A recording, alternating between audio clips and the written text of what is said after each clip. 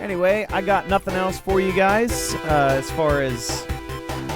at least as far as Sonic goes. The game's beat. It is beatable. It's very hard. It's very rough around the edges. The aesthetic of the game, particularly in Green Hill Zone, I hated the Green Hill Zone because, I mean, look at the trees. Look at everything in here. It's just ridiculous. It was difficult for me to take seriously. Compare this to Emerald Hill Zone, right, from Sonic 2, where everything looked amazing. But I mean, look at the stupid palm trees that look like they were folded out of paper mache. Look at this flower spinning around. Look at the other bouncing flowers or whatever. I like the water effect in the background. That looks pretty cool. But yeah, that's I didn't much care for the visual aesthetic in a lot of places, but I also liked the visual aesthetic in others. But I can't judge it too harshly. It was the first Sonic game. This was their flagship title. This was the game that made Sega a household name. This was what made it happen. Sonic 2 is what happens when you take all the ideas introduced by a game like this and then say, all right, cool.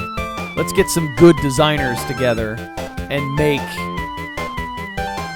the most amazing game possible, right? Whereas this one, I mean, a lot of the stuff in this game was new and experimental. You know, it was like throw it at the wall and see what sticks. But I think the second one is definitely a better game than this one, for sure. I mean, like I said, like you've seen and like I've said, this game doesn't have a whole lot of moments where you're traveling really fast. Like, even in this first level, I think there's only 2 loop-de-loops, for example. You know, just 2? And the other levels don't even have loop-de-loops, with the exception of Starlight Zone. Where's all the cool, you know, set pieces to run through? Where's all the awesome moments? And even then, the ones that you do find in this game are repeated. It's like, oh, okay, clearly you copied and pasted that whole thing. You just copied and pasted and copied and pasted. So, I mean, there's definitely a lack of creativity in a lot of the layouts of the levels. But there's a lot of creativity in the graphics, at least. I mean, I know I don't like the paper mache of these, the paper mache look of these palm trees. I know I don't like the look of the sunflowers, but you could tell there was a lot of work put into it. You could tell they tried. There's a lot put into this. I mean, just look at the water and everything in the background, even. And in the backgrounds of the other stages as well. There was a lot of work put into the graphics. Just not a lot of good work put into the layout of the levels. Level design in and of itself is not very good. So, in closing, play Sonic 2. I think Sonic 2 was everybody's favorite Sonic game. Personally, Sonic 3 and Knuckles is my favorite. I liked the music.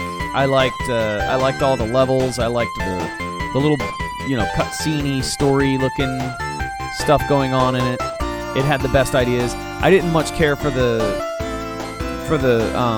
sprite model of Sonic in that game. I didn't like the way he looked. I much prefer this. I much prefer this sprite model of Sonic over the one in Sonic 3. But I think Super Sonic looked the coolest in Sonic 3 and in Sonic 3 and Knuckles. And I also appreciated that they finally added a Hyper Tails. Like, Tails finally got something. So, anyway, I got nothing else. So I'm signing off. Hope you had a good time, I think. I had a good time playing it. I hope you had a good time watching it.